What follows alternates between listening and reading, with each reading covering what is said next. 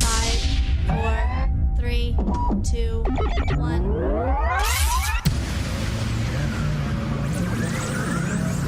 Ready. Just relax and enjoy the ride.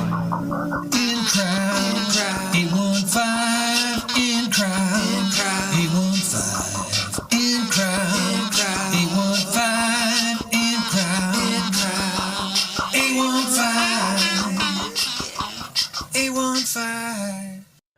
No, seriously, Tom, do you think songbirds really get mad at hummingbirds for not knowing the lyrics? I'm Greg. He's Tom. This is your In Crowd 815 podcast for the 19th day of July, the year 2025, the latest it's ever been. In the history of mankind, I think the real problem is that hummingbirds sing the song backwards. Oh. That's what they do while they're flying. That's I which think they can, that's what's, yeah. as far as I know, they're the only bird that can fly backwards. Yeah. That's pretty amazing skill right there. Yeah. We've got Speaking a of great show. Songbird, Anne Murray, that song Songbird. God, I love that song. It's a beautiful I know song. that's a weird transition there, but it's a great song. Are we going to talk Canadians today? Is that where we're going to go with this show? I don't know.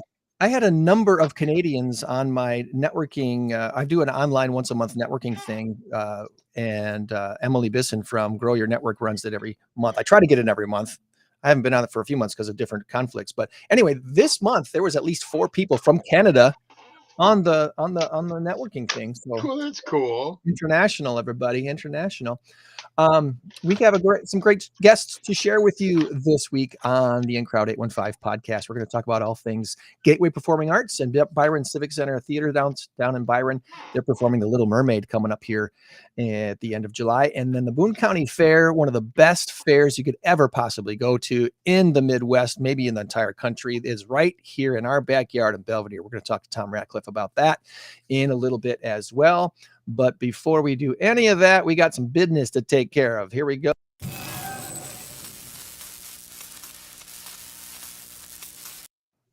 We have a new race to 10, and I took the lead last week by scoring a point. Yeah, Tom won the last one. whatever. So here's It's hoping fixed. It's fixed. It's fixed, says Tom. Our big number of the week this week is 4,060. And the answer is title or teddy bears, Tom. Oh. And those who know, I'm playing around with Tom a little bit this week because You are. he has the largest teddy bear collection of anyone you know. I'm pretty sure I can guarantee that. I'm probably up to 700 now. And he would definitely have 1,000 or more if he hadn't given away so many. So it's yeah.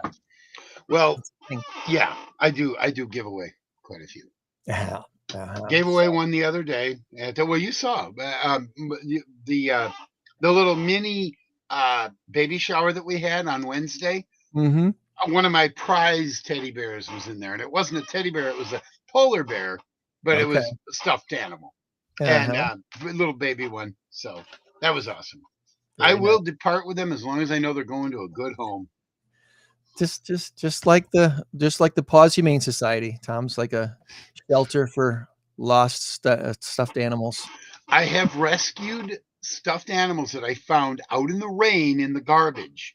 Bring them home, fluff them up, wash them, give them throw them in the wash machine, fluff them up, and they're all part of my collection. Eyes of an angel. That's right. I don't know what the words are, so I'm just making this up. Anyway. Arms of an angel. Sarah McLachlan, right? Sarah McLachlan. Oh gosh, somebody did a fun parody of her the other day, and Tim Hawkins. Well, I don't know. He does in his Tim Hawkins, if you guys don't know, is a Christian comedian, and he's very edgy, which I love. I think that's perfect. Very funny. That's the perfect kind of Christianity. Be a little edgy without going too far over. And I've seen him twice in concert now, and he is unbelievably funny. And he did a parody on that, and he kind of got way down like this, in the arms of an angel, and he was doing his whole, it was hilarious. I highly recommend him. Google him, YouTube him. Tim Hawkins. Yeah, absolutely.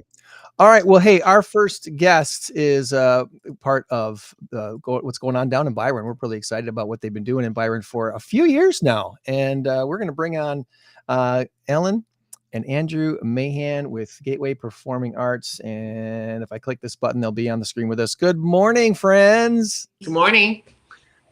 We can't play the song. We'll get banned from Trouble, YouTube. right? What's that? You didn't buy that license. That's right. But I wonder if they'd hit me with a. If I did the, there you go. If I did Well, the that sounded kazoo, pretty good. yeah, Under the sea, kiss the girl. That's right. I've seen that movie no less than 100 times. And you think about 100 times now, whatever, that's an exaggeration. No, it's probably under that. It's probably over that. My daughters loved it, and they were at the age when it came out. We got it on video, and we watched it constantly. And I actually came to like the movie. It's a Ursula scared me, though. You should. Yes. She was designed to scare everybody. Yes, yes. Before we get into all things Little Mermaid and what's happening at the end of July here, let's fill people in. For those who are unknown about Gateway Performing Arts, tell us about what you two do. Go. Wow.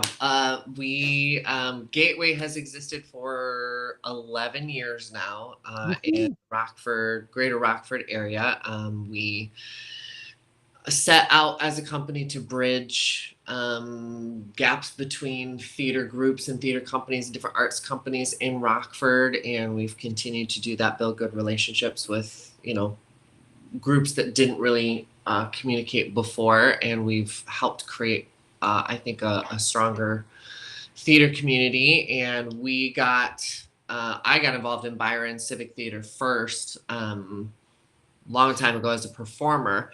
And then about 3 or 4 years ago, they brought us on as regular directors, choreographers, creative directors. I got to start a ballet program out there where we do a annual community ballet, which is kind of unheard of in the area. So all studios, all theater companies, dancers from wherever are welcome to join. It's not a just in-house thing. It's our first ballet. The first year we did Nutcracker, we had 9 different studios represented. Last year we had the same studios and then added theater companies represented in the same cast. We did Alice in Wonderland. And this year we're doing Nutcracker again. So that's an audition coming up in August. And we're hoping to have even more studios represented and dancers represented, because it's changing the face of what community arts and theater and performance can look like. So yeah. And there's a lot of different companies around the region, and it's kind of fun to see that all collaborating in one spot. Yes. And who would have thunk BYRON, right? Yeah. It's a wonderful thing what's happening there. So this season you're doing you're doing the Disney stuff. We are. You kind of, I guess, maybe kind of recap a little bit what you've done the last few years to fill people in, so that people can see, if they never heard of you before, can kind of catch a vision for what you've been doing there for the last few years and these different shows that you've done. Yeah, we've been helping build the program. As far as we have 4 shows a season. We've been contracted to come in and either musically direct, as Andrew said, lead direct, choreograph and whatnot. We have Frozen auditions are coming up for grades 2nd grade through 8th grade. So it's been a really great focus on certain age groups so that we can build the program with our the youth program of that. Again, going into we just finished Grease with our high school and young adults up through age 25, which was very interesting to combine high school with and college age students doing Grease. So that was a challenge, but it was a good show. And now Very we're doing successful. the infamous Little Mermaid.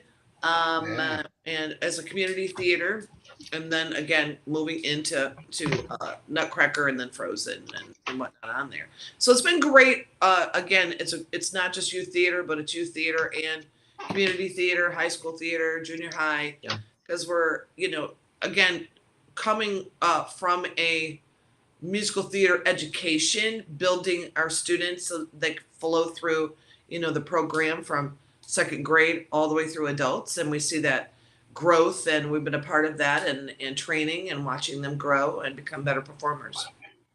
I got to add one thing here. It's kind of funny what you just said, combining high schoolers with college. Half of the cast from Grease was in their middle to late 20s anyway. Yeah. I just thought that was kind of funny. Right. So I think Olivia Newton-John was 28 or something, and she's Yeah. playing a 17-year-old high schooler. Yeah. It just struck me. we What's that? We were there. True. It was interesting though, because all my females were like age 18 to 26, and then all my guys, all the T-birds, were like age 15 to 18. So that was definitely a challenge. As a directing team. Yeah. So when it came to like my Rizzo, who's like in her middle 20s, pairing her with a 16-year-old or an 18-year-old wasn't going to work. So I actually cast a female as Kaniki. And so that was kind of fun, and that dynamic was fun and different. And they ended up, I did not know in casting, my Kaniki and my Rizzo were best friends. So that worked out really nicely. There was chemistry there, right? But absolutely, yeah. But it was fun. It was fun. Our Kaniki fooled a lot of audiences. They thought she was a man. So yeah, it was great. Good. She did a good job. And that's the fun challenge of community theater is adapting to the roles and with the talent that you have available to you. Tom and I talk sports a lot, obviously. Yeah. And one of the things that bugs us about sports is the coaches who come into a situation and force their way, force their square peg into a round hole. It's like, the talent you have here can't do the plays you want to run. So you need to adapt to the players or get rid of them all and start over. And guess what? You can't do that in community theater. Yeah. Right. Yeah. Well, I was just thinking, Andrew, what you just said. Mary Martin played Peter Pan, and I don't know. Obviously, this was way before my time, way before any of our time. I don't know if people thought knew she was a girl or thought she was or whatever. I mean, I don't know, but it was kind of funny. I mean, here's a girl playing Peter Pan, traditionally a male role. So kind of interesting. And she ended up setting a trend. Correct. Because from then on, all Peter Pans on Broadway are cast female. Wow, interesting. Yep. But cast female, but playing the part of a male. Correct. Yes. Correct. Okay. All right. Their job to fool the audience, and some of them really do. You watch it and you're like, no, that's a 13-year-old boy. I'm pretty sure. Trivia question, Tom. Question, Tom. What came first, Victor Victoria or Mary Martin playing Peter Pan? Well, Victor Victoria, that was Julie Andrews, correct? I don't know the answer, but I'm just saying this would be a great trivia question. Right? Yeah. Well, it would be Victor Victoria. You think so? You think so? I'm not 100% sure. No. I'm no. I don't know. It might have been Peter Pan. It was Peter Pan. Peter Pan. I think it's okay. Tom can research that while we continue our discussion. Yep. All right. I'm gonna do this live on the air. All right. When I'll did put my Victor money down. Victoria come out? Peter Pan. I love the challenge. I'm going to bring up your Facebook page here real quick. 1982, absolutely. I had no real clue, so 1982 for Victor Victoria. Really? Well, that's what it said. Okay. I don't know. I would have said late 70s, so I wouldn't have been too far off. But Mary Martin was way back. Oh, that was 1940s. Yeah. Wow. Yeah. Earlier than I thought. When did Mary Martin star as Peter Pan? Here we go. We're gonna 54. Hey, I got it, guys. Okay. Way to go. All right. Okay, so do I ask the dumb obvious question? Do it. Because there may be one person on this podcast today who has never watched or seen the story of Little Mermaid. Do I ask the question, what is the general story of the Little Mermaid, in case people don't know? Spoiler alert, this has been around a while. So So it's about a little mermaid. And she dreams of life out of the ocean, dreams of the human world and something different. The land, the sands, life in the sun, instead of, under the water. The world above. The world above, which is the Yes. singing song. And she always has been obsessed with the human world and the world above the water and all that kind of stuff, whatever. So when we meet the character, she's already in love with the idea of, what is life like up there. And then she meets some humans, and one of them is a prince, and she falls in love at first sight, the classic Disney trope. And then goes on an adventure to try to make a life happen, out of the water. And Auntie Ursula shows up and Curse. twists a gift, with a little fine print.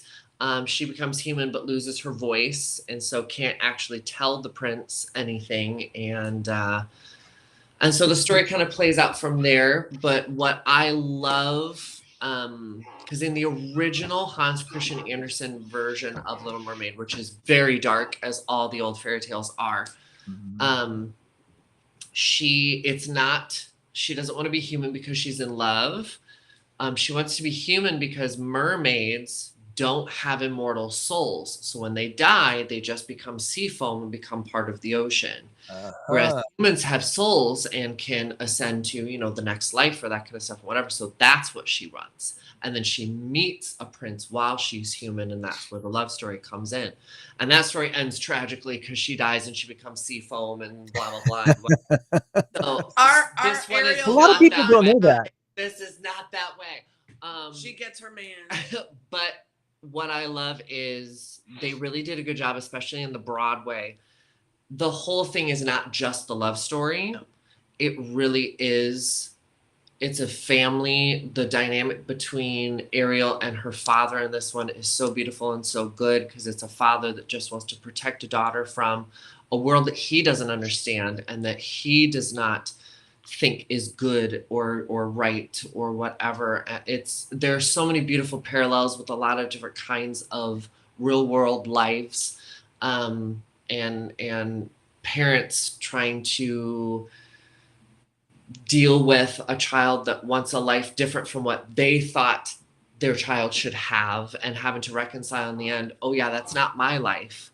I don't get to say, where she gets to live or what she wants to do. It's her life, it's her heart and that kind of thing. And her having to reconcile the decisions he made and has made that I thought were mean or cruel or controlling or whatever are from a place of love. And then there's best friend relationships and dynamics of that and respecting that. It really is good. It's so cool. It's well written. Very well so written. well written. And the music is just And phenomenal. iconic music, of course. Yeah. It's a lot of lessons in stories like this. And I like that you brought up the fact that these original stories, almost all of them were very, very dark. Very dark. And very sad. If you ever have time to do a little deep dive into where these stories originated from, it is something else. I know. Can you imagine being a child and mom going, "Once upon a time"? Well, there's a whole other discussion there, Helen. Who left home? So the story is don't leave home. Yeah. Well, I mean, when you boil down most of these stories, when you boil them down to their core, here's the apple, take the bite. This is right out of Genesis, right? Yes, This is what happens when you take the bite, and you disobey, you die. Yeah. And there's positive aspects to knowing those stories, and then there's the dark aspects of knowing those stories as well. When it all boils down, it's good. It's, in my opinion, it's better to know than not to know. So Yep. So I like what you guys are doing. I obviously haven't seen your version of it, but I like a happy ending, of course. Everybody does. That's what made Disney so wonderful, despite the beginning where Bambi's mom gets shot, and it's gut-wrenching when Bambi is saying, "Mom, mother, whatever. Yeah. And so when it's a happy ending, okay, fine, good. No animals were harmed in the making of this film, Yes. or something like that. I like that. But you look at the reality of it is you look at somebody like a Walt Disney. He didn't have a very good childhood. He No. clearly had mommy issues, Yeah. and Yeah. as many people do, it's a fact of life. You deal with it, you move on. And I think he dealt with it the best way he could. And I don't know enough about Walt Disney, but I know that most of his movies had that beginning where mom was out of the picture, whether she got killed, whether she this, whether she that, Yep. and I think without the happy endings, boy, I don't know if Disney is where they are today. No. Very interesting. There's a series now on Hulu called How Disney Built America. It's really good. I highly recommend it. But it's funny you bring that up, Tom, because we hear all about Walt and Roy. Yeah. But how much do we ever hear about their parents? Right. Yeah. Well, I would think that not nearly much has been zero. written about them because Walt Disney was he was 30 or 28, 30, whatever in 1920. So he was born right around the turn of the century. So his Yeah. parents would have been born Civil War time, maybe sooner. Yeah. I can't remember if there was anything in that first episode. I think it's 4 or 5 episodes that they did on it, and maybe 6. And it's really, really good. Highly recommended. If I think it's on, I don't know if it's Hulu or some other division of Hulu, but anyway, How Disney Built America. It's really All right. Hey, Gregors. I hate Mhm. to put a damper on the show, but I told you earlier this morning my puppy dog is not doing so well. I have to take off for 5 minutes. I'm gonna All go right. say goodbye to her. My wife and my daughter-in-law are gonna take her to the vet. And You do your I'm thing, so buddy. sorry. So sorry about that. I will be back in a little bit. You do Okay. that, buddy. Take your time. Take your time. All right. So tickets are now available, and I've got the link for the website on our chat here today. So if you're following along with us today on Facebook or YouTube, it should be there, or on Rumble. We're on Rumble now, kids. Hey, Rumble. Rumble. So if you want to click on that, you can do that. If you're watching on another spot, the whole text is on the screen there. And of course, the Facebook page might be easier to find because you just go to Facebook and look up BYRON Civic Theater. The show is July 24th through the 27th. And looks like you have 2 different matinee opportunities. Yes, we do. The Saturday and the Sunday. And anything in particular about your schedule or anything that you want to touch on for the show? Schedule-wise, no. It's a beautiful theater. Our cast truly is Stellar. exceptionally Exceptional. talented, so it's worth the drive if you're a little further. It's Well, and two, I think one of the things too for BYRON Civic Theater, thing that makes them stand out as far as the building and that kind of a thing. They invested in a $50,000 projector last Mhm. season. So the projections are animated.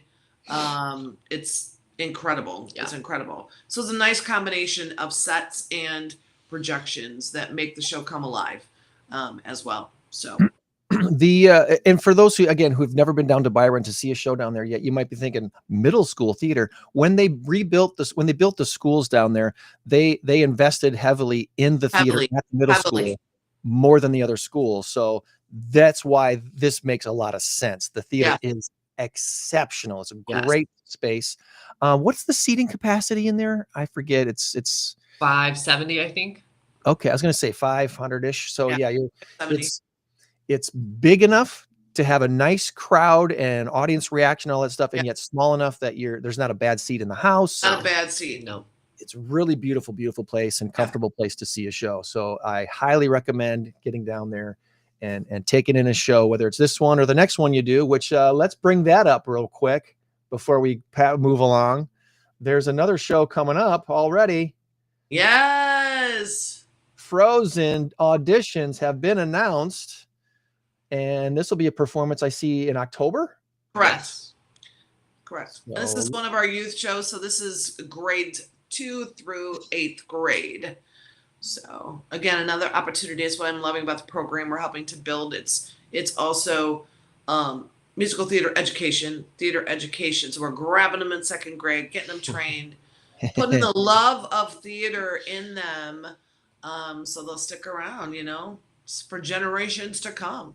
Awesome. So this is, there we go. Auditions coming up on Friday and Saturday, August 15th and 16th at the Byron Park District there down in Byron. And it, like I said, it's worth the drive if you're outside the Byron area and you think, oh, that's so far away. It's not that far away. Not that far away. And let me tell you something. The drive back and forth between Rockford and Byron in the fall is about as nice as it gets. Yeah. Beautiful. Yeah, It's so nice. I have loved over the years. I've been a realtor now for 12 years. This month marks my 12th year in real estate. Happy birthday. Thank you. Yeah. So for 12 years, I've been in real estate. And a lot of those years I've had clients looking at houses in Byron and Oregon and making that river drive. And it's a wonderful thing. I love doing it. I love going down there. Beautiful. So check that out if you can. So I want to make sure I covered all the bases. I have I get AI to write me some questions every week now. So I have the AI questions of the week, and they what I have to figure out is I have to ask the question to the AI slightly differently or something every week. Otherwise, it gives me the same thing. Mm. If you're playing around with Gemini or Chat GPT or one of these AI programs, you're starting to learn you can do so many cool things with it. It's really, really fun, but it's also not entirely accurate. I used it once to try to create a trivia contest, and it doesn't understand that. I couldn't get it to understand that I wanted one correct answer and 3 incorrect answers. Okay. So instead it would give me like 4 semi-correct answers. So yeah, careful what you do and what you work on. But we've already really covered the bases of what AI has asked me to ask you. But as far as on the fun random side of things, there's a question like, if your organization had a theme song, what would your organization theme song possibly be? If Gateway Performing Arts had its own theme song, is there a song that you could say, yeah, that's kind of us? Oh my! Wow. I know, because you'd want it to be a musical song, but then again, maybe it should be a popular pop song just so it's I don't know what it would be. I don't know what it would be. Pink Pony Club. See, there you go. Dancing in Hollywood, everybody. And imagine if your organization could throw the most epic fundraiser ever. What's the wildest, wackiest theme that you could think of to throw a fun fundraiser for your organization? This is a really interesting question to ask a theater company, because they do such amazing, wild things anyway. Yeah, so for them to get out of that box, you're already thinking out of the box. Yeah. So yeah, what would be a out of the box fundraiser party or banquet or something that you could throw for your organization? I've always wanted to do, and I got the idea from someone that I've followed on Instagram and TikTok for years, an actor who was in Buffy the Vampire Slayer, which was like my favorite show, as a teenager and growing up. But he does trash couture. So he will literally go through his like recycling and garbage at the end of a week and try to remake whatever he just saw at a red carpet event, like the big couture, like stuff. I think it would be hilarious to do like a big fancy, like super fancy Met Gala style fundraiser and invite, all of the well-to-do, but tell them trash couture. So try to a Met Gala gown, but using just recycled stuff from your house. Or a costume of their favorite character. Yes. I think it would be so funny. Ursula and trash couture. Yes. This is a whole nother level of reuse, recycle. So, yes. I know our friends at Tadmore Tailoring have been doing stuff like that the last few years with is it the Rockford Women's Club? they're doing they've done this thing now where they've been like repurposing clothing and making it into really stunning pieces of clothing. It's really amazing what they've been doing with that. So I like that idea. That's a lot of fun. And then anything, one last question was, has there anything unexpected or hilarious that's happened to you recently while working in your organization? Is there any kind of blooper reel event that's happened maybe at a recent audition or a rehearsal that you're like, yeah, this has been stuck in my head now for a few days or a few weeks because it was just so freaking funny? We always have bloopers in theater rehearsals. I don't think there's ever a rehearsal where you don't have a moment that someone goes, blooper reel, there it was. It's hard to pick one. I think one of my favorites that we've had is we were in dress rehearsal actually, and there we were doing All Shook Up, and one of our characters was supposed to drop trow and have like heart underwear on. Well, Oh no, he might have grabbed everything, dropped trow, and his female counterpart got a show directly in front of it him. was like full Monty, man. Full yeah. Monty. And we just kept going. Yeah. It was dress It rehearsal. was so funny. That was, You know, the world of wardrobe malfunctions has been gosh. in effect since the beginning of time. Yes. So this,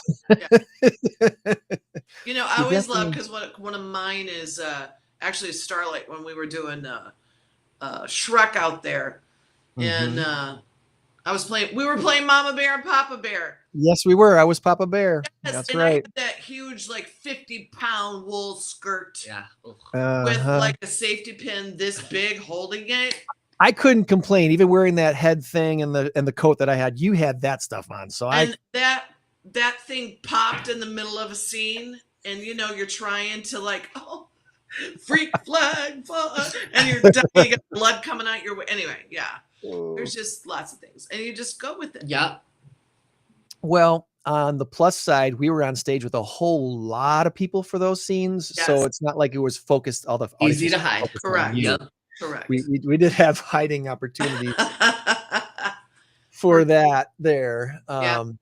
But anyway, well, Little Mermaid in Byron is coming up again the 24th through the 27th of July, and you want to get down there and see it, especially if you got kids or grandkids. Get them down there to see this.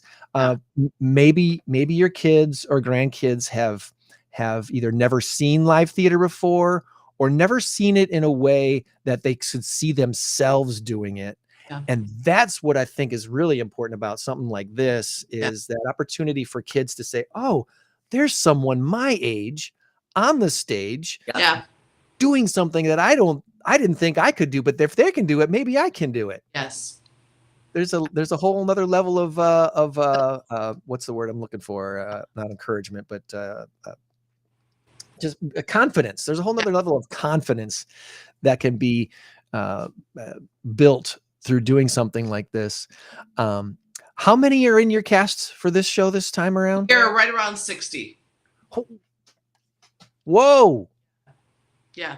Whoa. The participation, the participations, you know, since we've been down there, but they've also partnered with the Byron Park District. So there are thousands of kids coming through the Park District in their programs, and then with BCT, you know, so the flood of participants and opportunities for kids is huge, and adults. So yeah. And is there a fee for those actors to participate in the program? There is a fee. Yep. A production fee, small production fee. So they're not only just volunteering to perform in this, they're actually paying to be a part of the program. Yep. They are investing in their arts education. So yeah.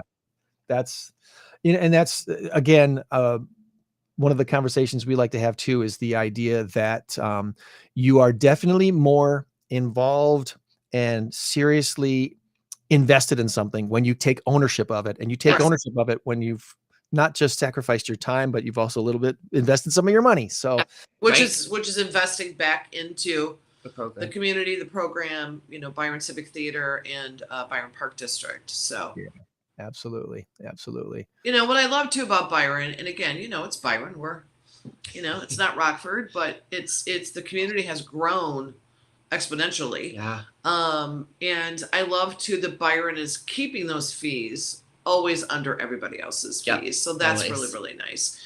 They also have, we never want to turn a kid away, never want to turn an adult away. So We there have are scholarships, scholarships and- opportunities, and ways to serve. And so. Awesome. Good deal. Well, there we go. Tom's back on the screen, and I think we covered all the bases. Is there anything we did not ask you about this morning that you wanted to make sure we talked about before we transition to our next guest? I think the one thing, because we were talking about before with investing in community and whatnot, we have a lot of adult actors who haven't been on the stage in 5 to 10 years, and they return, and I love that aspect because you're never too old. Nope. You're never too old. You're never too young. Well, you could be too young, I guess, but you're never too old. And so I love, it's like our Ursula. Our Ursula actually started as a child actor at BYRON Civic. She has not been on stage now for probably 5, 6, 7 years and has returned with a vengeance. Yes. And I love that. I love that. And I love that about community theater because you could take a break and then come back. You can always come home. You can always come home. Yeah. I'm glad you brought that up because there's a guy on Starlight stage this summer who we haven't seen in a few years, and to see him come back and shine in ragtime is blowing me. I forgot how good he was. Yeah. And he's back. And a shout out to Alex. You are killing Yes, it. in Alex. We ragtime. Yes, love Alex. you. Absolutely. So, all right, friends, it's time to do some of this and bring on our next guest. How about it?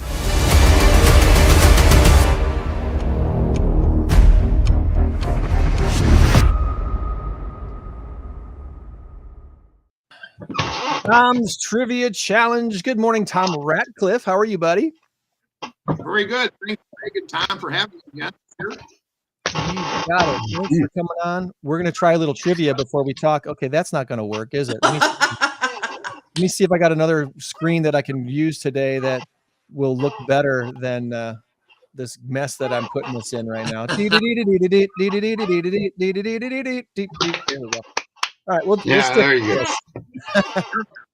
All right, Tom All Warner, right. what do you have for trivia this week? Oh, I have some trivia for you. Okay. All right. So what I'm going to do with the first question. Oh, by the way, I didn't get a chance to ask this. Do you guys have to pay Disney for the rights to do your movies? Just a quick 10, 20-second answer, if you don't mind. I had written it down, and because I was away for a second, do you have to pay for the rights? Yeah, you do have to pay for the rights. Yeah. Yeah, because a publishing company called Musical Theater International owns the rights, so we have to pay them for the licensing. Yep. Yeah, It's you know a what? chunk No, of money. yeah, there's no free lunches, are there? There's no. Help them out. Help them out. All right. Well, welcome, Tom, to the broadcast. All right, here we go. Let's have some fun with this. The very first question I'm going to ask, I was telling Greg earlier, this could be a repeat. You guys haven't heard it. He might have. So if that's the case, I'm going to go ahead and opt for another one. But here we go. Social media.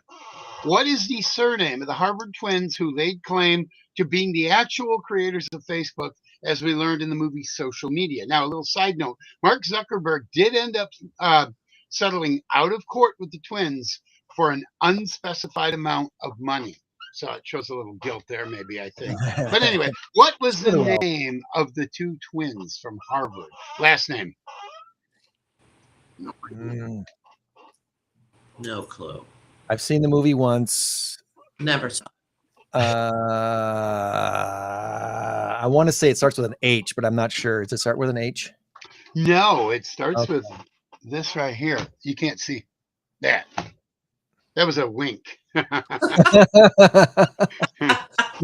The Winkleson twins. I don't know. Winklevoss. Winklevoss. That's a Okay. unique enough name. You think you'd remember it after you've heard it, but no. All right, there's your mulligan. I'm going to ask you the other question I was going to ask. Who won the 2025 Kentucky Derby? That's your mulligan. So we're still on question one. It was a horse. It was a horse. Of course. Of course. Alimony's Revenge. Oh, alimony. So, He was a Palomino named Palamoni. Anyway. Oh my. No, it was sovereignty. All right. They're not musical theater questions. Oh. All right. So here's one. This is an easy one for you. In the cartoon SpongeBob SquarePants, where does SpongeBob work? At the Burger Patty. What's it called? Burger Patty. What's it called? Now I know Squidward's place is called the Chum Bucket. Yeah. No, that's Plankton. Plankton's place is called the Chum Bucket. Squidward works with SpongeBob. Squidward works with Mr. Crab, why do I have to work with SpongeBob every day? That's a pretty good impersonation right there. Yeah. Isn't it just Mr. Krabs? You're close. Crab Shack. Mr. Krabs Nope, something? it's an adjective before crab. Oh, I remember now. What is it? The Krusty Krab. Krusty Krab. There it is. Krusty Krab. Krusty Krab. All right, here we go. I don't know how you feel about rap music. I don't like it, but anyway, some of it's okay. Which coast does rapper 50 or 50 Cent call home? Is he East Coast rap or West Coast rap? West Coast. West Coast. Everybody in agreement with West Coast? Sure, I don't know. He wears a Yankees hat. He's an East Coaster.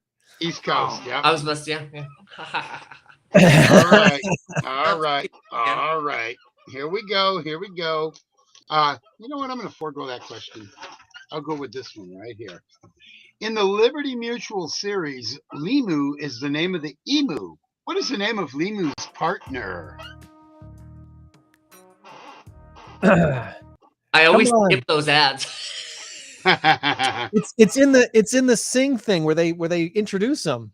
Limu, emu, and Ed. No, it starts with a D. It's Doug. Oh, Doug. Limu, emu, and Doug. Yeah, they're pretty funny ads. They're keeping it. They are really clever. I love emu, and I found out through research that it's an actual emu that does a lot of the movements, but they do CGI to get some of the facial expressions or, to get them to do certain things. I would hope so. Well, yeah. You couldn't train a new emu that well. All right. Here's one that may or may not be difficult. I don't know. What is the capital of Australia? Brisbane? Nope. Sydney. Oh. Nope. The only other city I can think of in Australia is Melbourne. Nope. Yeah, we're striking out on Australia today. It is Canberra. Oh. Yep. Oh yeah, I knew that. Oh man. Sure, that was my ninth guess, right? Canberra. All right. Here we go. It's that. It's a real city. It really exists. A real city. I promise, it's real. Yep. All right. Cartoons. We're going to end it. Well, we're not ending. I think this is 6. In the cartoon Family Guy, what is the first name of Peter Griffin's wife? Lois. Lois is correct. Lois. Lois. I'm kind of hungry. Can you go to the Krusty Krab for me? All right. Here we go. All right. And I believe this is question number 7. I'm a little discombobulated given what I just had to deal with. But anyway. Here we go. Yeah, let's finish strong. Before, this is local trivia. We're all from Rockford or the Rockford area, so we should know something about it anyway. Before Rockford, it was called Midway. How did that name come about? How did they settle on Midway? What was the reason? Once again, before it was Rockford, it was called Midway. How did that name come about? Halfway between Chicago and Dubuque. Halfway between what? Chicago and Dubuque. Oh, you're close. Chicago and something else. Madison? Think Illinois. I mean, you're in Illinois, but Galena?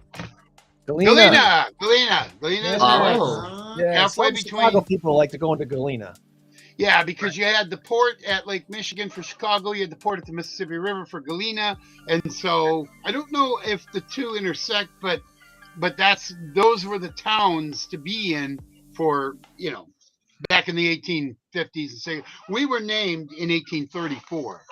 We were named Rockford in 1834. So before that, it was Midway for I don't know how long. So Nice. Galena was a Good pretty deal. booming town. All right, so there you go. We were not going to add up the score today, but we'll pass. Yeah. We'll pass on that. But Little Mermaid, Byron Civic Theater, check them out on Facebook and get those tickets online. They will be waiting for you at the theater. Best of luck to you all, and break all the legs and do your thing. Mahan. Thank you. Have a great rest of your weekend. Thank you. Bye.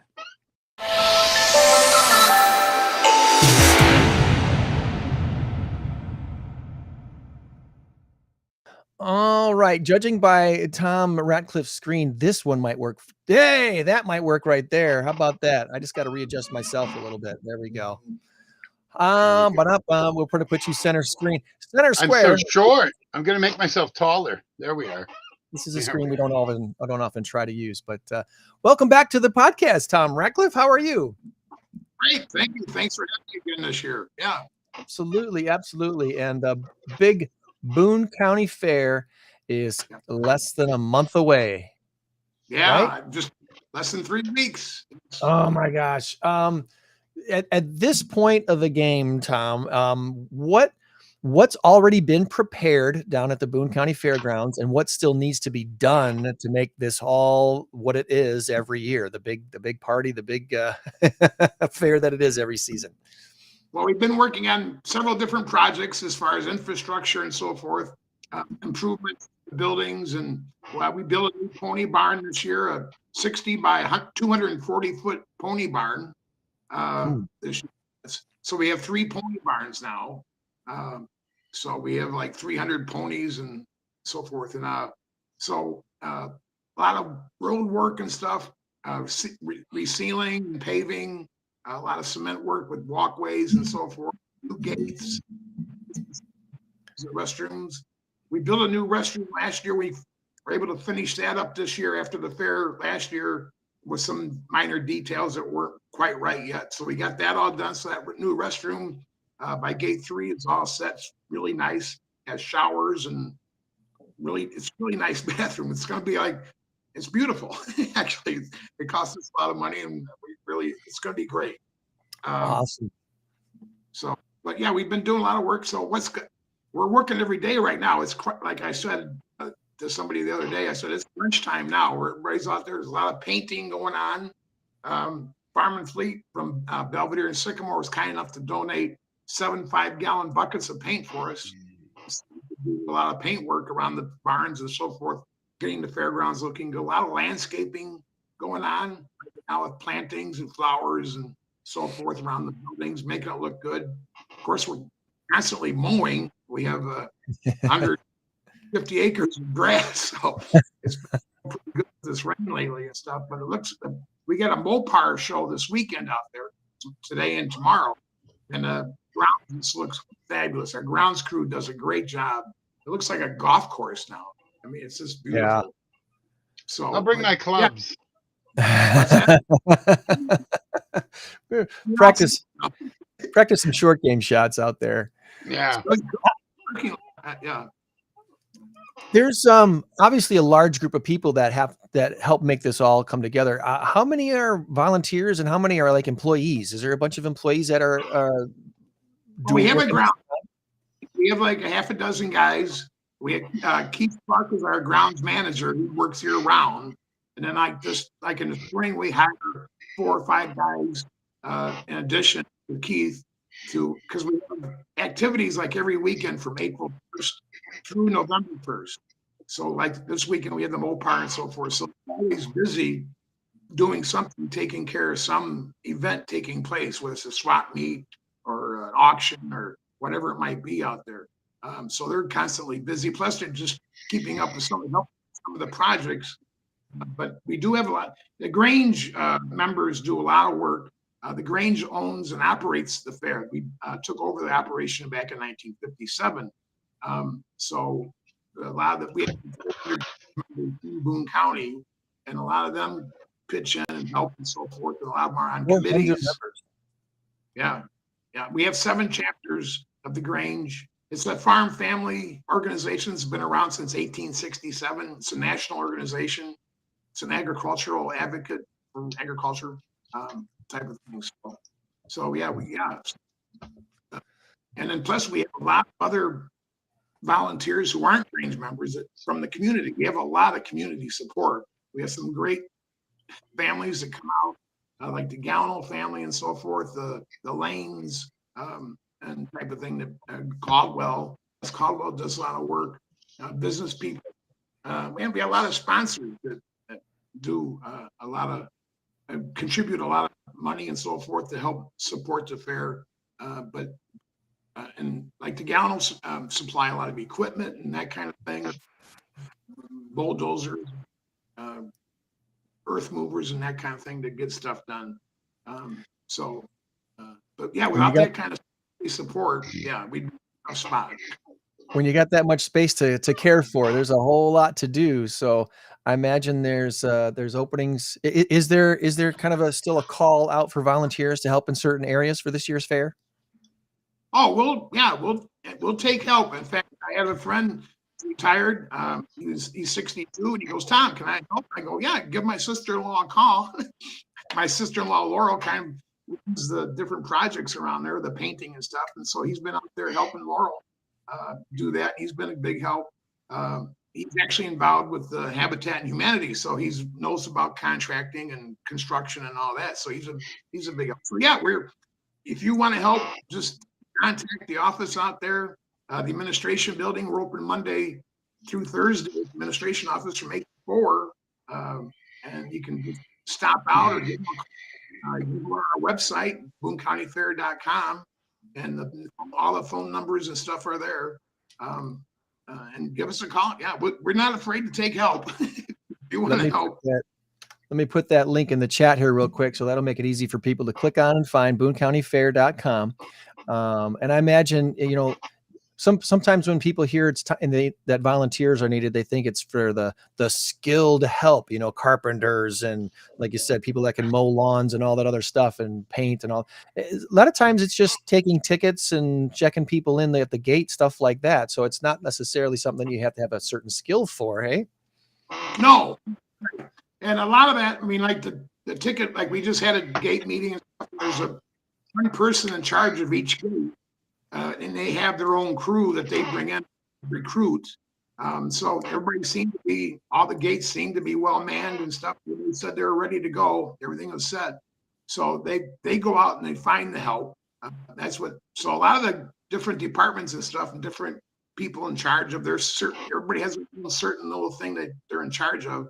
They go out and recruit their volunteers for their specific thing. So if they have friends or family or whatever, they get them involved, or an organization, like they might be involved with a church.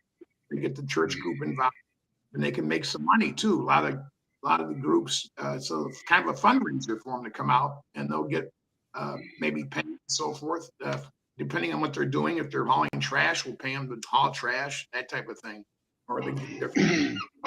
That's a really good point, that this does turn into a fundraiser for a lot of different organizations where they can plug in and do something that is requiring some serious man hours, some muscle, some sweat equity, and make some money for their churches or not-for-profit stuff like that. I imagine you have a lot of organizations that plug into this every year. Yeah, we have different groups and so forth. Plus, like the Cosmos and the firemen, the District 2 in Boone County, and the Cub Scouts have a couple of different things, but they're involved like in the food end of it. Like the Cosmos had the sweet corn, the firemen had their famous donuts. The Cub Scouts, one group has ice cream, another group has baked potatoes. The Lions have the pork chop sandwiches. and so forth. So, and they, that's their big fundraiser for the year is coming out and having those booths. And of course, the Grange has a food complex too, and we have dinners and so forth. We serve breakfast every morning at the Grange food stand from 6 a.m. to 10:30. So you can come out and have breakfast. You don't have to really pay to get in for the breakfast. If you're just going to come in for breakfast and go to work, you can come. A lot of businesses in town, they'll bring their staff out and they'll have breakfast and then go to work after they have breakfast at the fairgrounds. It's kind of, and then of course the 4-H has their big food stand, and they do a great job at the 4-H food stand. So plus we have all the other food that you can possibly think of that are involved in the community. But yeah, it's really, if you support, and people sometimes say, oh, the food's kind of expensive and stuff. Well, go to the community groups that have the food. It's much cheaper, and it's just as good as anything. And it helps support their missions because they're trying to raise money too, and they do a good job. So there's a lot of variety and so forth. You can always find. Well, it depends what you want to eat. I mean, or what you want to see or what you want to do. I mean, yeah. Nobody leaves the fair hungry. It just doesn't happen. Yeah.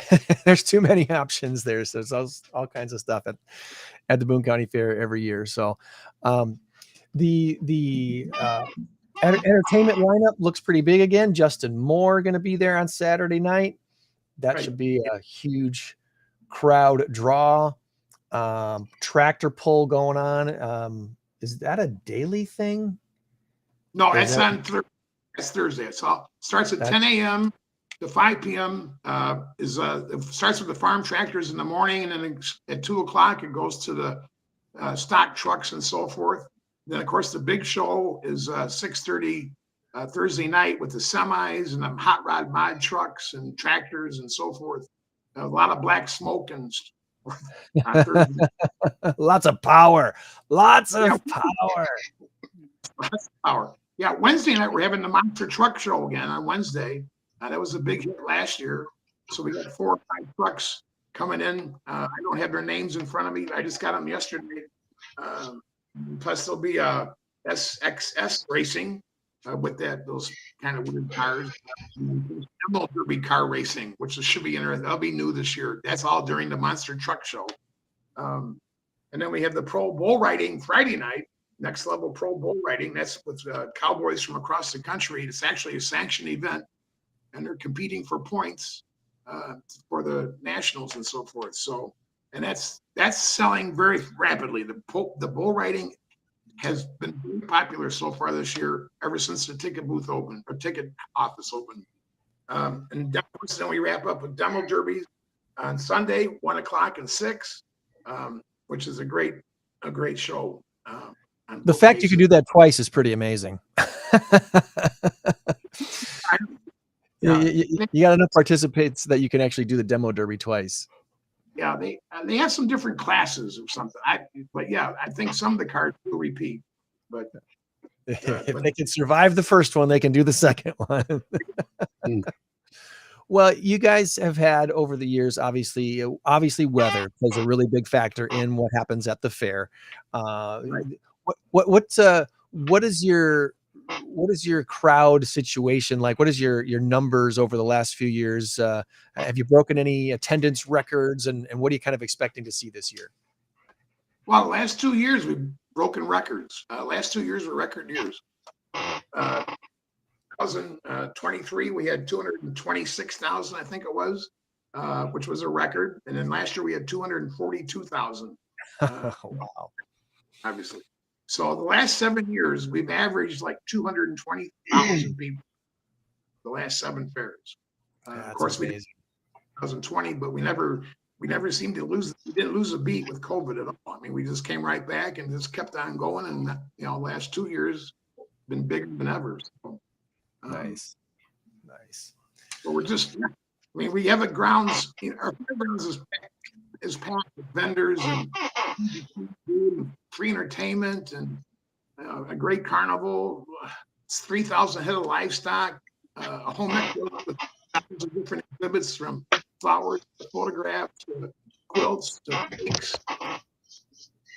Hey, Tom, I bring my grandkids every year to the Boone County Fair, and we do a couple of other fairs. Do you have the bracelet thing this year? You may have said it, and I may have missed it, where you get like unlimited rides. What day would that be if you have it? We have discounted rides. The ride tickets are $1 a piece. And then normally the rides are like 3 to 5 tickets per ride, depending on the size of the ride. Then on Wednesday afternoon from noon to 5, and on Thursday from 11 to 5, tickets are discounted, only 1 or 2 tickets per ride. So it might be from 2 to 4 tickets, depending. So we have never really done the wristband thing. Maybe not. Maybe I might be thinking of Walworth County Fair or Winnebago or something like that, where they had the wristband where you can get in and unlimited rides. You pay like $20 or $30 or whatever it was. I just wanted to ask that. So no, that's good. That's good to know. On Wednesday and Thursday too, which is free, we have kids games in the morning at 10 a.m. at the Gazebo Park right by the wheat farm. And that's sponsored by Midland States Bank. And that's sack races, egg toss, watermelon eating, bubblegum blowing, balloon blowing, that type of thing. All kind of old-fashioned games, trophies and money.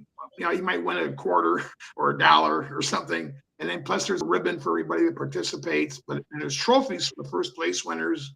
And there's different age groups. It's 8 and under and 9 to 12 are the age groups.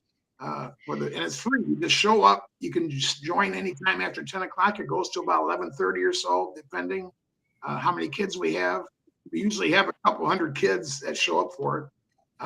And it's right by the wheat farm. So the wheat farm's right there. That's free. All the farm animals, the baby animals and stuff, the goats and so forth. Also right there is new this year's Miss Make Believe. She's kind of a storyteller, magician, comedy for the kids type of thing. She's called Miss Make Believe, and she'll be performing right after the kids' games ends, and that's free. So that's our kids' day. It's Wednesday and Thursday. Then the horse and carnival fires up, and the rides are discounted, so the kids can have a good time all day long out there. And it's usually packed with moms and their kids out there spending the day, and it's great. Well, it's always a big fun time at the Boone County Fair, and it's no exaggeration to say this is one of the best, if not the best, county fairs in all the Midwest. It's a big fun time, and August 5th through the 10th are the dates for the 2025 fair. What a way to wrap up the summer for a lot of folks too. The school tends to start within a week or two after this for a lot of folks, and this is a great way to kind of say, here's my big, pretty bow on the present that was my summer. So check out their Facebook page. Again, we've got the link in the chat, so it's really easy to go check that out. And of course, all the information you need is on the website at boonecountyfair.com. So it's all right there. Anything that we did not ask you about that you want to make sure we cover before we let you go? Well, we're too, so you can look up our Facebook page, Boone County Fair on Facebook. We do have just like on Thursday, we have on Saturday at 10 a.m. is the big draft horse when they do the judging for the hitch classes, where they hitch up to the big, beautiful wagons and the drivers dress up and so forth. And the horses have the beautiful harnesses and stuff. And they start with the 6-horse hit at 10 a.m. on Saturday. And that's like 20 different teams out there competing for the prize. And it's just a great sight to see. It draws a big crowd of viewers. Show out there. So I just wanted to mention that. But we have a lot of stuff. I mean, we got 100 acres is packed. So just come out. You can spend 6 days out there. Yeah. August 5th. There's plenty of fun stuff to do every year at the Boone County Fair. So hopefully, I hope the weather cooperates with all the plans that you have for this year's events. And let's see another big 200,000 plus crowd. Let's cross that 250,000 mark again this year, or for the first time. Was it 240 something that was the biggest run right now? 242. Yeah. 42. So getting right to that point where you're crossing that 250,000 mark, that would be a pretty awesome thing to achieve this year, wouldn't it? So Tom, let's just say you hit the 2.5. Can you hear me? 250. Yes. Yep. Oh, okay. Okay. Let's just say you hit the 250. Are you going to be disappointed next year when you hit 238 or whatever? I mean, come on now. You have to stop somewhere.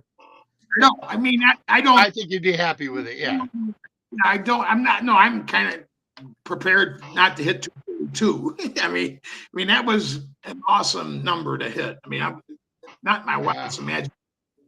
I mean, I remember back that my took over there, we were doing like 180, 190 and stuff, and I was happy to get. Well, I was going to say that's still phenomenal. I mean, that is unbelievable. Given Belvedere's with 30,000 folks, 35, something like that. And over 200,000 7 years ago, it was like, oh wow, this is kind of cool. Yeah. And we just keep doing it. It's like, okay, we keep going up.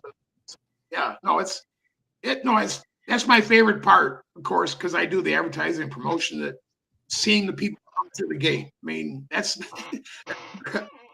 seeing the kids all excited, they're jumping up and down, pulling mom, come on, let's go. And, oh, cool. It's time for the fair. Time for the fair. Yeah. Awesome. Good deal. Well, thanks again for jumping on with us today. Wish you nothing but the best at the fair and hope to see you out there again this year. All right. Thanks, guys. Appreciate it. Yes. All right. Have a great rest of the weekend. Have a good week. Mm-hmm. All right. Yes. Bye.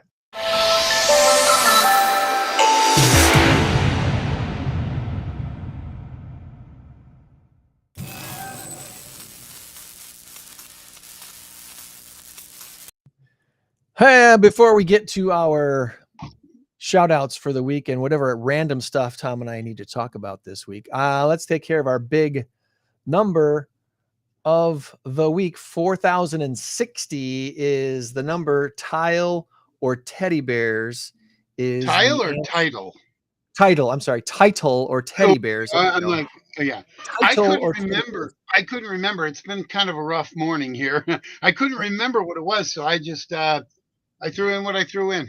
You threw in what you threw in. Let me see here. All right. Let me change the score here while I know you're trolling me here. I'm trolling you a little bit, but not really. I mean, I do have a story about teddy bears.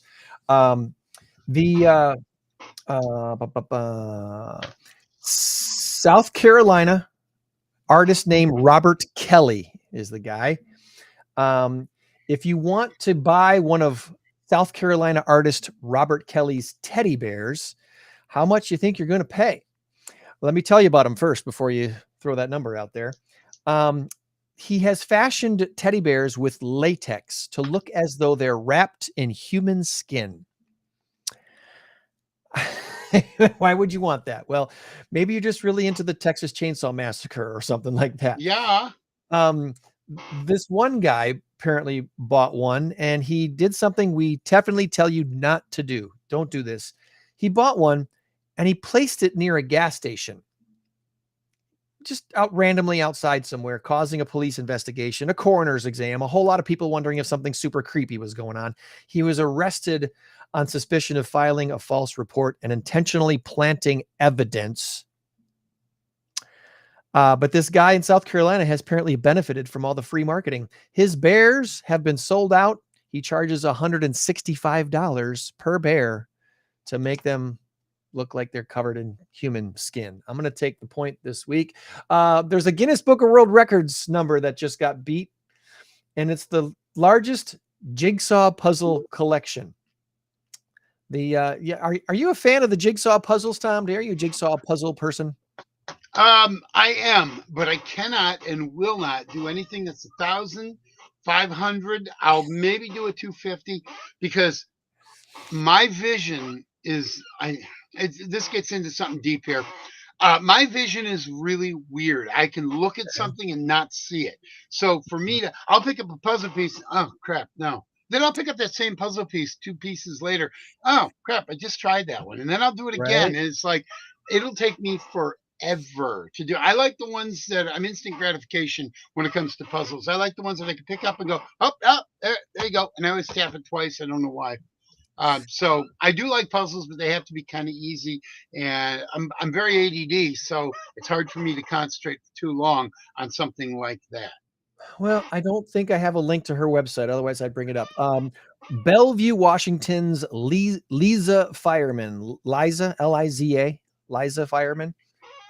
She now holds the Guinness Book of World Records for the largest collection of jigsaw puzzles. She has 4,060 of them. I imagine after this story got out that people gave her more, and if they're unique to her collection, she now probably has 4,070. I mean, well, Wow. I expect her to cross the 5,000 mark at some point in the next few years, and we'll hear about it all over again. But Nice. anyway, that's one thing to collect. You've got your teddy bears. She has her. Yeah, and I have 4,060 teddy bears, so I technically win. No, Imagine, I actually just admitted it's about 700. So imagine counting up the pieces of all of those puzzles. wow. If each of those is 100 pieces or more, that's a whole lot of pieces just hanging out in her house. Don't dump them all together at once. That would be really that would really that would be a mess. All right. Well, I want to give out some shout outs here for the week. I want to congratulate Julie and Lamar on their wedding last weekend. I had a wonderful time celebrating with Julie and Lamar at Tabala. Tabala did a great job of facilitating their ceremony and their reception all in the same room there. So congratulations. We had a really fun time celebrating with them. Speaking of Tabala, of course, we are planning to be there in November for the next masked karaoke trivia contest, where the grand prize, thanks to our friends at Medicare 411, will be $5,000 to the team's chosen not-for-profit. No, I'm not joking. This is real. What started out with a $1,000 grand prize last October and was a $2,000 grand prize in April has now grown to a $5,000 grand prize thanks to Medicare 411. That's amazing. I am working on my karaoke voice. I'm going to join. I'm going to wear the Groucho Marx hat and sunglasses and glasses and nose thing. You'll never know it's me. Will you agree today to at least sing one of your trivia questions at the next contest? Nope. Come on, you can you can fake sing. Just sing songy it. I can fake sing. The QR codes at the top of this graphic that you see on the screen right now will take you to our incrowd815.com Mass Karaoke Trivia Contest page, where we have our press release on there as well, and we'll be releasing more information. We're probably about a month, maybe just a little less than 1 month away from opening up this contest to teams to sign up. We have room for 12 teams, again, just like we did in April. So when that gets released, you'll want to get in quick, because I don't think this one's going to last more than a few days before we have it all sold out. So we're looking forward to getting that together. We've got a few more loose ends to tie up before we release the forms so that teams can sign up. One of the requirements of this next contest is each team must have 2 components, not just trivia and karaoke, but not-for-profit and business sponsor. So each team will need both components. Now, the team members, the players who play the contest, they can be anybody. Whoever you want on your team. You can recruit anybody to be on your team. That's not the point. The point is the collaboration and the combining of business and not-for-profit. That's what we do here at InCrowd 815, and that's why we want to make sure that there are a good variety of people in this room collaborating, having fun together, learning about each other, sometimes for the first time. I know that at the first one we did back in October, Tom, that there was a lot of people that didn't realize a couple of those not-for-profits even existed. And there was one there, for example, the Rock Valley, the Rock River Valley Blood Center. Oh, okay. Okay. A lot of people didn't know that they're a not-for-profit, and they are. Well, unfortunately, what's happening, and I don't want to turn this into a, whatever. I'm not even going to name any names. The places where you can give plasma for money, Right. People honestly think, oh no, I give blood every 2 or 3 times a month. No, you're not giving blood. What you're doing is you're giving. Well, you are, but you aren't. That's not going for people. That's not going. It may be going for testing, but it's not going to people. You're not transfusing people with that blood. That happens at the Rock River Valley Blood Center. You don't get paid. You go there, you give blood, then that helps society. It saves lives.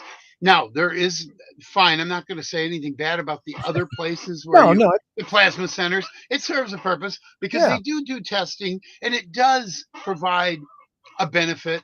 But a lot of people are there just to get the $60 or the $80 or whatever. They're not there. They're under the false impression that they're actually donating to people. They're not. So Yeah. that's That all I'm is a good saying. point to make. And I think what that's doing is it's taking away from the blood center. I think it does, and that's a bad thing because we have a growing need in this community, in every community, for good, wholesome blood. Because I think they said like 3% of eligible donors donate. I think is that what it is? Something like that. It's something like that. It's It's really a very low. small number. So the need is pretty desperate. So if you can, if you're able, if you've never done it before, at least give it a try. It definitely helps our community to donate blood.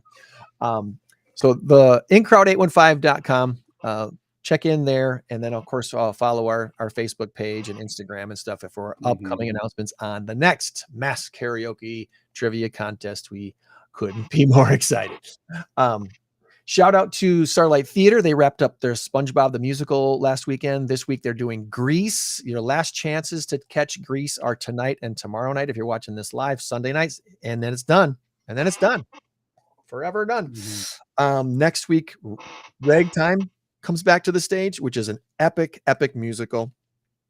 And then Wedding Singer will be back in 2 weeks. And I would love to be there for that. If you come out to the show, if you come out to see Wedding Singer, and you are okay with staying up a little bit late, hang out after the show and say hi to me. I get out of my costume real quick and in my street clothes, and I can be back out there in like 10 minutes. So I would love to say hi and maybe take a selfie with you if you came out to the show and saw Wedding Singer in a couple of weeks.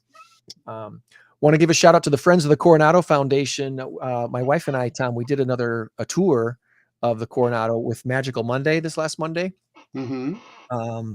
And met with Beth Howard and about 90 some odd of our Rockford friends to take another tour of the Coronado and learn a little bit more about that historic theater and the beautiful place. Oh yeah, I would love to do that. Mondays are traditionally pretty free for me. Yeah. So they'll probably do another one in September. So keep your eyes and ears open for the next time they do this. They had Bob. I forget Bob's last name, but he's a gentleman with the Organ Association, whatever that he knows how to play that amazing organ that is in the Coronado Theater. He put pipe on organ. It's a pipe organ, but it's a whole lot more. All the instruments are back there, the drums, the percussion, all these different things, whistles. So he did a nice performance with that to demonstrate all the things it could do. So yeah, keep your eyes and ears on Friends of the Coronado for the next time they do a Magical Monday tour. I think they'll probably do another one coming up in September. Want to give kudos to you, Tom, and the friends up at Louis Tap House for trivia on Thursday night. Wednesday, yeah. Wednesday night, our Wednesday night, we were able to go over the last couple of weeks just because our schedules worked out. And and I'm loving having you there. By the way, this is so cool. It's like fun. Yeah. It's been a lot of fun. We'll get back out there again. Probably not though for the next few weeks because of Starlight stuff. But Wednesday nights trivia at Louis is absolutely free. If you want to order food and drinks, it's there. It's great food and drinks there at Louis. So if you get there before 6, it's half price apps. And I've been getting this thing called burnt ends. They're half price. Oh my God. And they're so good. It fills me full of protein, barbecued beef ends, and they're and they say ends, but it's basically just chopped up, whatever. The ends of it is burned. It's not the ends of the meat. It's the ends are burned. They sear them. Oh my God, are they good? Did you try it, by the way? Oh yeah, yeah. Christy got the burnt ends wrap. She got them in a wrap. You can get them like you did, just a bowl full of goodness, barbecued goodness. That was awesome too. So yeah, there's a great food up at Louis. Really enjoy that. It's every Wednesday night.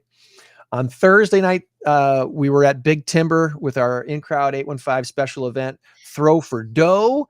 We had a bunch of people show up to network and hang out for about an hour from 6 to 7. And at 7 o'clock, we had an axe throwing tournament, Tom.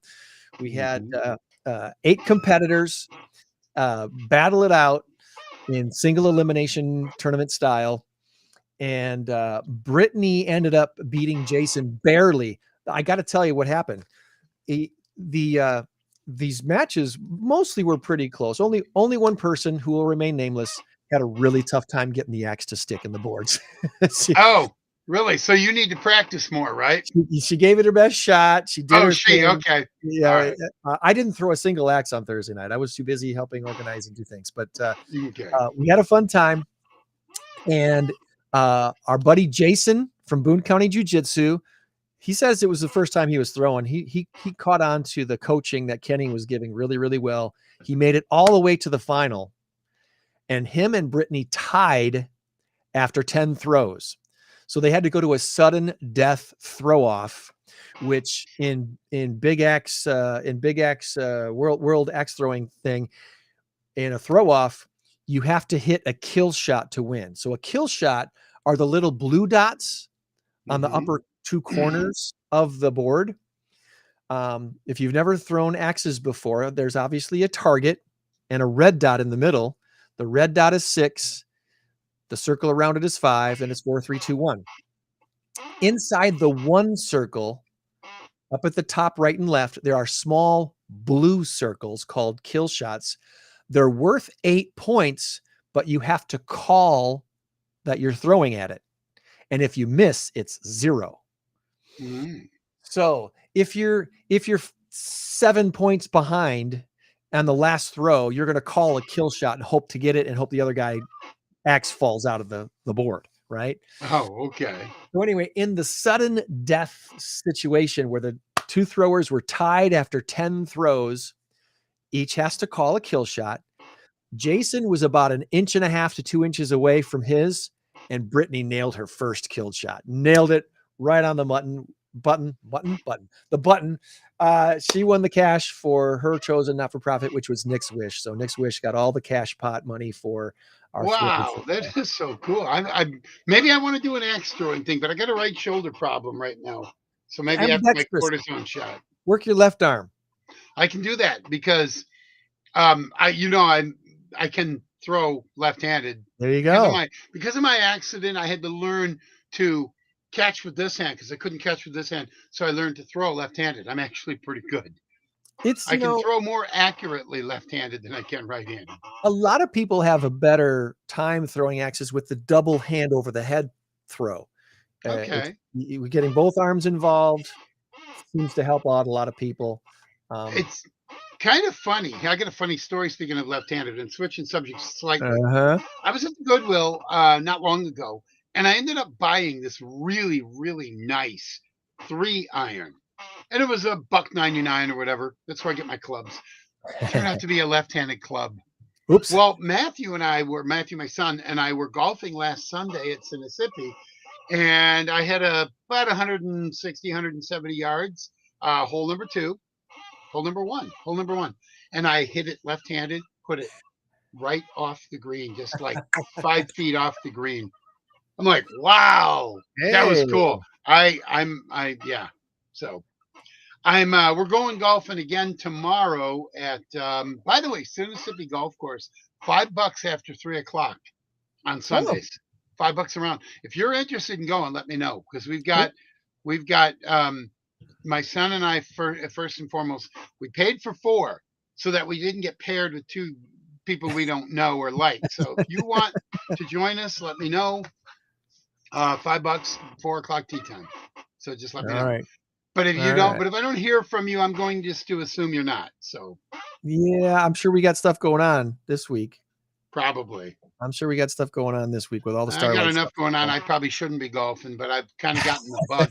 Last week, 2 weeks ago, I had the best golf round I've ever had. Really? Yep, best round of golf I ever had. I was on the green 5 times putting for par. I made one. So you're telling me you broke 100? Probably broke. I may have broke 60 Woo! for 9. Yeah, For 9. for For 9. 9. Well, hopefully before the season's out, we'll be able to get a chance to go out and do a little bit of golfing before the season's out. Yeah. Are you familiar with Kruger Haskell up in Beloit? Kruger Haskell. I haven't been up there in forever. All right. Well, Ron, trivia teammate for our church trivia and golfing buddy that we golfed with at Forest Hills. You remember Ron? Ron, Matthew, and I, and another friend named Andrew usually go up there to Kruger. If Andrew can't go, you're in if you want to go. Okay. That might have to work. It's a lot of fun. It's a lot of fun. 2 other quick shout outs. One being the Ski Bronx. The Ski Bronx has probably their best show as a whole show that they've had probably in the last, I don't know, maybe 6 or 7 years. They've got a really, really good show going this year. And I highly recommend going out to Shorewood Park and seeing their free water ski shows every Wednesday and Friday night at 7. It goes through the national tournament thing coming up in August, and then they start at 6:30 once the summer starts to the daylight hours start to change, right? Mm-hmm. Right. So if you get a chance, you're gonna want to go see the 104 Days of Summer. They're doing Phineas and Ferb as a theme this year, and it's a really fun. It got some continuity to it. That it's a challenge with a ski show to get some continuity sometimes in the show story and the talent that they put on the water and everything else. So kudos to them for putting together a really good show. I believe Dalton Myers is their show director this year, and he's doing a great job. Joe Roman is there. I call him the Joe Roman Experience because it sounds like Joe Rogan, but it's Joe Rogan. Yeah, Joe right. Roman is their sound guy. He's an excellent sound guy. And they've got Marshall, a kid from, I believe, Harlem High School, who's their MC and host this year, doing a really, really great job. So kudos to Ski Bronx. Go out and see them. And then one last time, want to say a big time thank you and plug to Medicare 411 and also to our friends at Waldom Electronics and Gemini Solar, who are joining us as sponsors, big time sponsors of our Mass Karaoke Trivia Contest coming up on November 13th at Tabala. Obviously, I'm crazy, stupid excited about this because I brought it up again. But we're putting together something really fun and big, and to be able to know that we're going to give a $5,000 prize to one of our awesome local not-for-profits at the end of the night is really what gets me out of bed in the morning. There you go.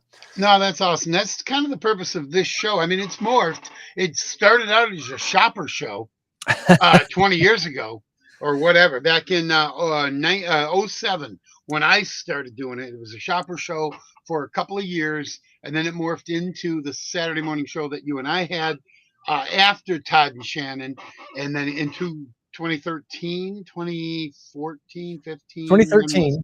2013. Okay. 2013, we created the Saturday Morning State Line Show, community events. Saturday Morning State Line Show, yeah. Top of mind awareness topics and stuff. Yeah. So yeah, absolutely. And now it's just kind of morphed into this kind of everything show where, well, not everything. It's basically one thing, non-for-profits. But we have such a mix of different non-profits, different things. We talk a little sports, maybe even hit politics a little bit, but not too much. So we do have a goal that people can help us with. And that's, I recently found out there's over 400 not-for-profits in the Northern Illinois area. 197 of them are registered legal not-for-profits. And so we made it our goal a couple of years ago to have all 197 registered not-for-profits on the podcast at least once to talk about what they do and why they do it. We're into the 80s right now. I got to update my list. I think we've had about 85 or 86 of them on so far. So we're really close to being halfway to get the goal, which honestly, if I'm being completely transparent and honest, I don't know that we ever reached that goal, but it is a worthy goal to put out Well, there. you have to have a goal in order to be able to reach that goal. Yes. You may never reach it, but you at least have to put it out there. So Right. yeah. Right. So if you're connected with a not-for-profit here in the 815 area, and you are pretty sure they haven't been on the podcast with us yet, please connect us to them, whether it's through our Facebook page or LinkedIn. We are on Instagram. So any of those places to message us would be an appropriate place to throw us a message. Apparently, my bank account is non-for-profit, so I may qualify. You and me both, my friend. You and me both. So speaking of guests, next week we are going to have a couple of great guests on. We're going to have Life Decisions, which we've had Life Decisions on before, but I don't think we've had Allie Rogers on before. Allie Rogers runs a great organization called Life Decisions here in town. They help young adults transition into adulthood, especially those that she'll explain it better than I am trying to right now. But the way I understand what they do is they help young adults transition into adulthood who probably don't have adult mentors in their lives, whether their parents are in the picture or not in the picture, or just not being very helpful to them, that sort of situations. So they become those surrogate parents, if you will, to help young adults become fully functional grown adults. They got a great program. So we're going to talk about Life Decisions next week. And then the YMCA, they have a thing called Project Pathways. We're going to talk with Paula Capone about that. She's been involved with a number of not-for-profits around the 815 over the years. And so it'll be fun to catch up with Paula Capone.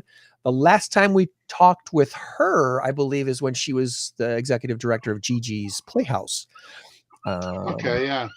And that was, I think, pre-podcast. I think that was back on the radio show on WR. Yeah. So now, wasn't Gigi's part of our? They weren't part of our first karaoke trivia. The first or second one, I think the second one, the Title Underwriters had a team that was playing for Gigi's Playhouse. Okay. All right, there you go. Yeah, so they've been involved, at least one of them. Yeah. Yeah, good deal. So I think that covers all of my bases for the week, Tom. Anything else that you want to throw out there before we wrap it up for this? Okay, I wanted to say this. I know you're not you're a Brewers fan, and then you're a Cubs fan. That's fine.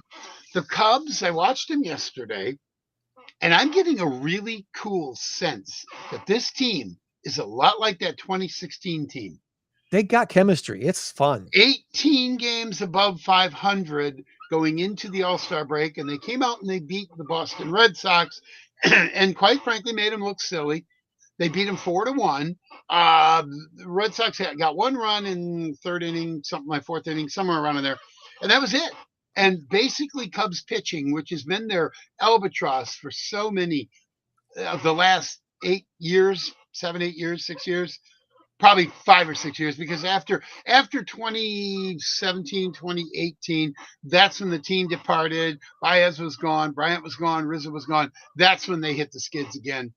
But I'm watching these guys thinking, we have World Series aspirations right now. There's really do. Special stuff going on. Because you look at their infield third to first. Michael Busch at first, Nico Horner at second, Dansby Swanson at short, and Matt Shaw at third. There is not a hole in that defense, on that infield. Not a hole. They are superior defensive players. And then you look at the outfield. Oh, goodness gracious. Ian Happ in left field, he's a Gold Glover. Center field, Pete Crow Armstrong is an absolute Gold Glover. There are people saying that Pete Crow Armstrong may be the best center fielder the Cubs have ever had. He's on his way to Hall of Fame status. Yeah, he's got. Oh my God, this guy is special. And then Kyle Tucker, who came over from Houston, won himself a World Series ring a couple of years ago. he's phenomenal in right field, and they're all great hitters. Ian Happ being the third of the three as far as great hitters, and then Seiya Suzuki, who will spell Tucker in right and Ian Happ in left, is mostly the DH, and he is not leading the league in homers, but he's like third. You got Aaron Judge and Cal Raleigh from Seattle is leading the league. Anyway, and then your catcher right now, Carson Kelly, is amazing, and then they're pitching. And they're doing this with injuries. And you may have the best manager in baseball, too, Craig Counsell. What were the Brewers thinking getting rid of him, letting him go? They just couldn't afford him. I mean, they got outbid. Okay. I guess. But I think Craig Counsell's problem with the Brewers is that he didn't feel they were doing enough to try to win, because I think he was happy in Milwaukee. Yeah, I think he was. I think there's some truth to that. I think there's some truth to the idea that if they would have just done a couple more things, I think he felt they were right on the edge. If they'd have done a couple more things, and small market team, there's only so much money that you're gonna spend. But each one of these, I know small market, but Milwaukee's not. They're 1 million strong. They're not quite, but their aggregate area is 1 million. So I don't know if I buy the small market thing, because your owners are all billionaires. You can afford the same amount of money that the Wrigleys can, not the Wrigleys, but the Ricketts. You can afford the same amount of money that the Steve Cohen from the Mets. He's the Steinbrenners for the Yankees. Any of these big time, I don't even know if the Steinbrenners still own the Yankees. I think they do.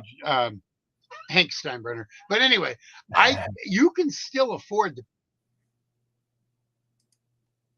Uh-oh. Brewers are never even coming close to that. Could spend another 50 million to 100 million. 50 million. And be very competitive. You go out and get those two bona fide superstars, and I think you'd be okay. But anyway, enough about that. I just wanted to throw that out there. But the Packers, I watch my podcast every week, and I tell you what, the Packers are looking really, really good right now. Training camp's a couple of weeks away, and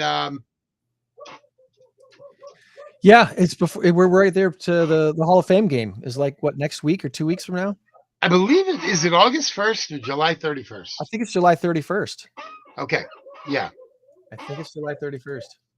Mm-hmm. So, yeah.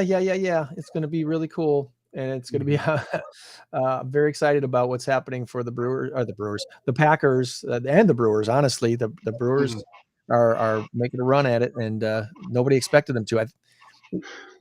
With the Cubs are in Boston this weekend? No, they're in Wrigley. They're in Wrigley. Okay, they're in Wrigley. Yeah. Didn't Boston have like a 10-game winning streak or something? 10-game winning streak. That was the other thing I was going to say. They broke the Boston's 10-game winning streak, and maybe we send Boston packing with a 3-game losing streak, and then they can win all they want after that. I don't care. Exactly. We got to take at least 2 out of 3 here to gain 1 game. But if they win this series, they're 21 games over 500. And I think that's a monumental point, 20 games. Right. But they can't be 20 games over. They'll either be 19 or 21 by the series end. So they can't be 20 games over, at least not in this go round. So one last thing I remembered before we wrap up today that I wanted to share with everybody, and that is this. The Tinker Swiss Cottage Aloha Ohana Gala is coming up in a month. It's August 21st at Embassy Suites in Rockford. This is going to be one of Rockford's premier galas of the year. You don't want to miss this. Celebrating local history and heritage. And what does Rockford have connected to Hawaii? Did you even know there was a really strong connection between Rockford and Hawaii? There is. Yeah, I know that because I heard it, but go ahead.